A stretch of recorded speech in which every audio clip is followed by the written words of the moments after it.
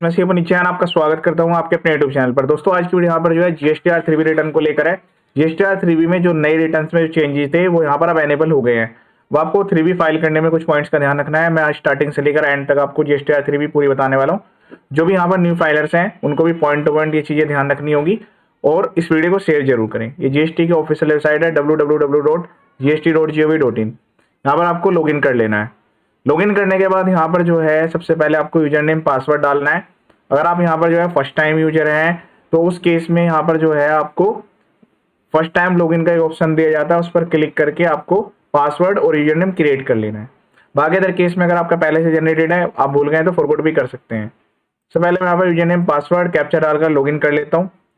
Login करने के बाद आपके सामने इस टाइप का व्यू आएगा। अब यहाँ पर जो है आपको ड्रैग डाउन कर लेना है, फाइल रिटर्न्स पर क्लिक कर देना है। फाइल रिटर्न पर क्लिक करने के बाद अब यहाँ पर आप सबसे पहले मंथ सेलेक्ट करेंगे।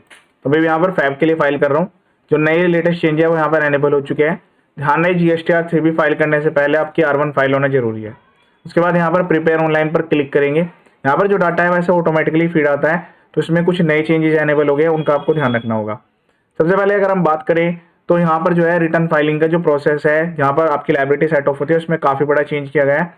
यहाँ पर सबसे पहले टेबल 3.1 होती है, इस पर आपको एक बार क्लिक कर लेना है। क्लिक करने के बाद यहाँ पर जो आपकी वैल्यू जाती है GSTR1 से ऑटोमेटिकली आ रही होती है। तो जो आपने आउटवर्ड टैक्सेबल सप्लाई जिन पर टैक्स रेट एप्लीकेबल है उसके टैक्सेबल वैल्यू IGST CGST एक बार जरूर मैच कर लें।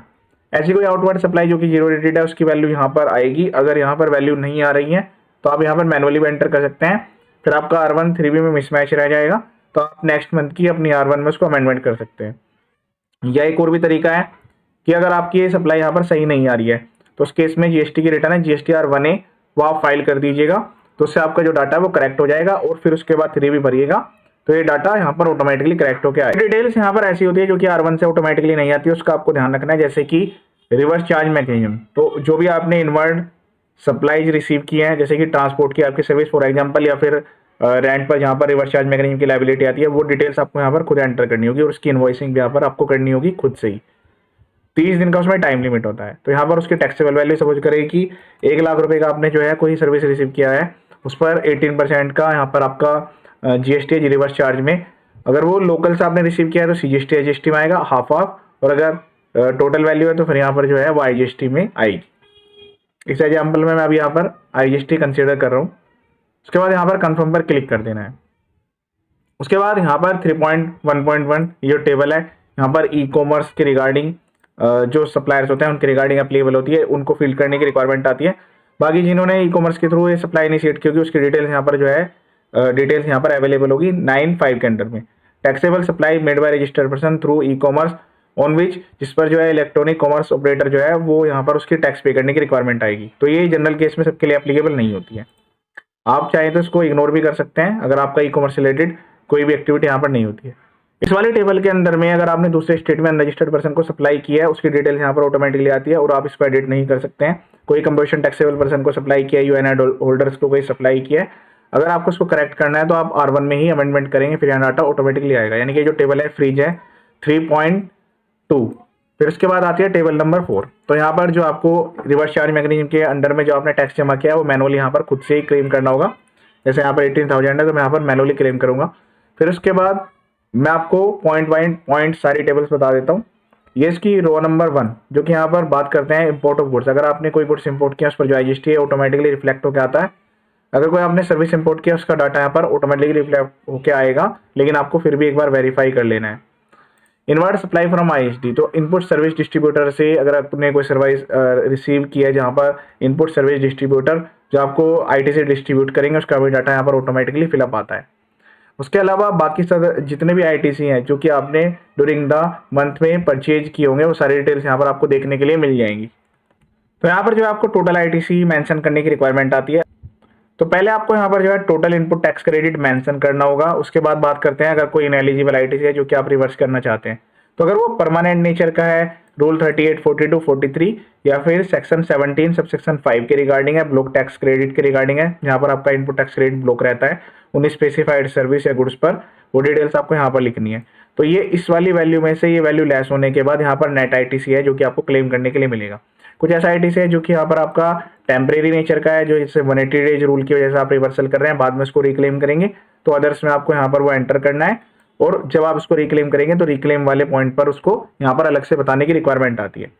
ये जो डी वाली टेबल है इसकी यहाँ पर ये केवल इन्फॉर्मेशन पर्पज के लिए होती है, कि जैसे आपने पहले आईटीसी को रिवर्स किया था फिर आप रिक्लेम कर रहे हैं तो उसकी डिटेल्स यहाँ पर भी एंटर करनी है।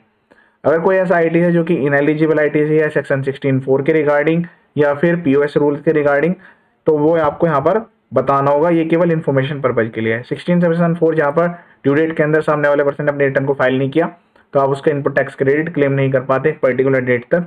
और जैसे कि फॉर एग्जांपल आपने होटल्स की सर्विस रिसीव की तो उसमें भी पीओएस रूल्स की वजह से आपको इनपुट टैक्स क्रेडिट अलाउ नहीं किया जाता है। ठीक है, तो डिटेल्स यहाँ पर आपको एंटर कर देनी होती है। उसके बाद यहाँ पर कंफर्म पर क्लिक कर देना है।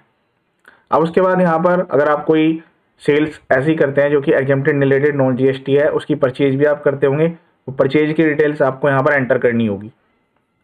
यहाँ पर केवल आपको वैल्यू एंटर करनी है, टैक्स इस पर एप्लीकेबल नहीं रहता है। अगर आपने लोकल से यहाँ पर किया है तो उस केस में इंटर स्टेट के अंडर में आएगा, और अगर दूसरे स्टेट में से वो आपने परचेज किया है तो इंटर स्टेट। वो डिटेल्स यहाँ पर आपको एंटर कर देनी है, कन्फर्म पर क्लिक कर देना है। उसके बाद यहाँ पर जो ये टेबल है इसमें काफ़ी बड़ा चेंज कर दिया गया है, और ये पोर्टल पर आपको देखने के लिए मिलेगा। जो भी यहाँ पर आपका इंटरेस्ट एप्लीकेबल होकर आ रहा होगा वो यहाँ पर आप जो है डिक्रीज नहीं कर पाएंगे। ये वाली जो टेबल है लेट फीस वाली है तो ब्लॉक्ड ही रहती है। इस वाली के टेबल्स में भी नए रूल्स अमेंड कर दिए गए हैं। अगर आपका यहाँ पर इंटरेस्ट आ रहा है 100 रुपये तो आप उसको कम नहीं कर सकते हैं, उसको आप इंक्रीज जरूर कर सकते हैं। तो एक बार रिकम्प्यूट टैक्स पर क्लिक करके तो टैक्सेस को प्रॉपर्ली कंप्यूट कर लीजिएगा, कन्फर्म पर क्लिक कर दीजिएगा। ठीक है, उसके बाद यहाँ पर सेव जीएसटीआर 3B पर क्लिक कर देना है। उसके बाद यहाँ पर जो आपको क्लिक कर देना है प्रोसीड टू पेमेंट। इस पर क्लिक करने के बाद अब यहाँ पर जो है आपको नेक्स्ट चेंज देखने के लिए मिलेगा कि जो यहाँ पर आपकी लायबिलिटी है वो यहाँ पर जो है आप अब एडजस्टमेंट कर पाएंगे। पहले आईजीएसटी से पूरा सेट ऑफ करना है, फिर उसके बाद यहाँ पर जो है आप चाहे तो इसको अब सीजीएसटी से एडजस्ट कर सकते हैं या फिर एसजीएसटी से एडजस्ट कर सकते हैं। तो यहाँ पर जो है अब इस वाले रूल में यहाँ पर अमेंडमेंट कर दिया गया है। पहले क्या होता था, पहले इसका यूटिलाइजेशन पूरा आईजीएसटी से होगा, फिर सीजीएसटी से होगा, फिर एसजीएसटी से। अब अगर मैं यहाँ पर चाहूँ तो मैं इस वाली वैल्यू को जो आपका आईजीएसटी है 694 को मैं यहाँ पर भी मैं मैनुअली मेंशन कर सकता हूँ। तो इस केस में जो डिटेल्स है वो कुछ इस तरीके से आ जाएगी। यहाँ पर अमेंडमेंट हो गया, इस पर मुझे यहाँ पर 0 करना होगा। मैं ये चाहता हूँ अगर मैं सीजीएसटी एडजस्ट ना करूँ तो ये भी यहाँ पर अब पॉसिबल कर दिया गया है। ये नए रूल्स आ गए हैं जीएसटीआर 3B में। आपका जो आईटीसी है अब यहाँ पर वो ब्लॉक नहीं होगा। पहले आईजीएसटी को पूरा आईजीएसटी से यूटिलाइज कर ले उसमें जितना बैलेंस है, उसके बाद जो लाइबिलिटी बची है वो आप सीजीएसटी एसजीएसटी जिससे चाहे एडजस्ट कर सकते हैं। बाकी ये वाले जो वैलिडेशन रूल है अभी भी एज इट इज है, जैसे कि सीजीएसटी की पेमेंट सीजीएसटी से एडजस्ट होगी और एसजीएसटी की एसजीएसटी से यहाँ पर पेमेंट एडजस्ट होगी। ये पेमेंट एडजस्टमेंट के यहाँ पर रूल तब वर्क करेंगे जैसे कि आपका इनपुट टैक्स क्रेडिट अवेलेबल है। अगर मेरी आउटपुट लायबिलिटी है और मेरे पास इनपुट टैक्स क्रेडिट नहीं है तो फिर मेरा यहाँ पर जो है चालान की लायबिलिटी आ जाएगी। इस केस में यहाँ पर नहीं आ रहा है कुछ भी क्योंकि यहाँ पर अवेलेबल है इनपुट टैक्स क्रेडिट। उसके बाद यहाँ पर आपको लायबिलिटी आती है तो क्रेडिट चालान पर क्लिक करके पहले चालान की पेमेंट करनी होगी, फिर यहाँ पर जब बैलेंस आ जाएगा तभी रिटर्न आप भर पाएंगे। ठीक है, तो अगला जो चेंज है वो यहाँ पर अब एनेबल कर दिया गया है। अब जब इसके बाद आप यहाँ पर मेक पेमेंट पोस्ट क्रेडिट पर लेजर करेंगे तो ये वैल्यू यहाँ पर जो है सेट ऑफ हो जाएंगी। जब वैल्यू यहाँ पर सेट ऑफ होगी तो यहाँ पर इस टाइप का मैसेज आएगा ऑफसेट सक्सेसफुल। यहाँ पर आपको ओके पर क्लिक कर देना है। अब देखिए मैं यहाँ पर वैल्यू भी दिखा देता हूँ। जो मैंने एंटर किया था वही एडजस्टमेंट किया है। यहाँ पर 694 मैंने इससे एडजस्ट किया है जीएसटी से, जबकि पहले अगर हम बात करें पिछले महीने तक ये चीजें नहीं हो सकती थी। पहले आईजीएसटी को इससे एडजस्ट करना था। अब मैंने यहाँ पर इसको एडजस्ट कर लिया। एडजस्ट करते ही यहाँ पर जो है अब आपको ये जो बटन है ये देखने के लिए नहीं मिलेगा। प्रोसीड टू फाइल वाला जो बटन है पहले जैसे एडजस्टमेंट करी उसके बाद यहाँ पर जो ये बटन है एनेबल हो जाता था, लेकिन अब ये एक और नया अमेंडमेंट कर दिया गया है। अब आपको क्या करना होगा, अब यहाँ पर आपको क्लिक करना होगा टैक्स लायबिलिटी ब्रेकअप। इस पर आपको क्लिक करना होगा। क्लिक करने के बाद अब यहाँ पर जो है आपको ये ऑप्शन देखने के लिए मिलेगा कि जो आप यहाँ पर टैक्स भर रहे हैं वो केवल इसी मंथ का था या इससे प्रीवियस मंथ का था। हो सकता है कि कुछ पर्सन ने इस जीएसटीआर 3 में अपनी प्रीवियस पीरियड की यहाँ पर सप्लाई दिखाई हो।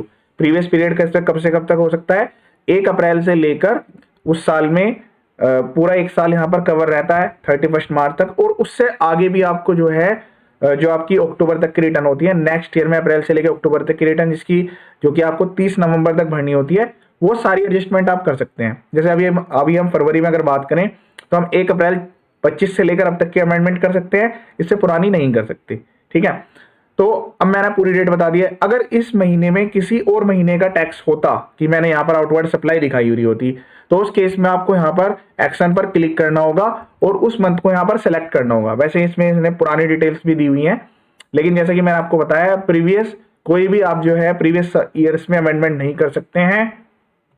उसके लिए जो टाइम लिमिट है वो 30 नवंबर तक होती है। जैसे अगले साल की अगर हम बात करें जब 26-27 आएगा तो उसमें 30 नवंबर तक आप इस साल की अमेंडमेंट कर सकते हैं और इस साल में तो हो ही सकती है। तो इस केस में जो टैक्स है पूरा फरवरी का है, मैं भी इसको डिलीट कर रहा हूँ। अब आपको यहाँ पर ये बटन देखने के लिए मिलेगा कि ये यहाँ पर नहीं आ रहा है। अब आपको यहाँ पर सेव पर क्लिक करना पड़ेगा, ठीक है। तो जब तक ये सेव यहाँ पर सक्सेसफुल नहीं होगा, जब तक आपको ये बटन एनेबल ही नहीं होगा। अब यहाँ पर उसके बाद हम वेरिफिकेशन पर क्लिक करेंगे, यहाँ पर सेलेक्ट पर क्लिक करेंगे, उसके बाद यहाँ पर ईवीसी पर क्लिक करेंगे, registered email ID mobile number है उस पर ओटीपी जाएगा, ओटीपी एंटर करते ही रिटर्न जो है यहाँ पर फाइल हो जाएगी। ओटीपी एंटर करने के बाद जैसे आप क्लिक करेंगे ओके पर, यहाँ पर जो है रिटर्न कंप्लीट हो गई है। अब आप इसको चाहो तो डाउनलोड भी कर सकते हैं, ठीक है। डाउनलोड पर क्लिक करें, इसको अपने पास सेव करके रख लीजिएगा। मैंने आपको GST-R3B का पूरा प्रोसेस बता दिया। अब आप यहाँ पर इसको इसी तरीके से फाइल कर पाएंगे। जो पहला प्रोसेस था उसमें पूरी तरीके से चेंज हो चुका है और जितने भी नए अमेंडमेंट्स प्रपोज थे वो सारे के सारे रिटर्न में अब कर दिए गए हैं। इस वीडियो को शेयर करें। बाकी मेरे यूट्यूब चैनल पर GST और इनकम टैक्स से काफ़ी सारी वीडियोज अवेलेबल है, आप वो वीडियो भी देख सकते हैं। चैनल का पर्पस फुली एजुकेशनल है। यहाँ पर हर टाइप के नोटिस के रिप्लाई, अगर आपको यहाँ पर ऑर्डर जारी हो गया, अपील कैसे फाइल करनी है, GST इनकम टैक्स, सब कुछ यहाँ पर बताया गया है। उन सबके ड्राफ्ट फॉर्मेट रिप्लाई के भी और अपील्स के भी वीडियो के डिस्क्रिप्शन में अवेलेबल है। रिकॉर्डिंग आप डाउनलोड करके मॉडिफाई कर पाएंगे।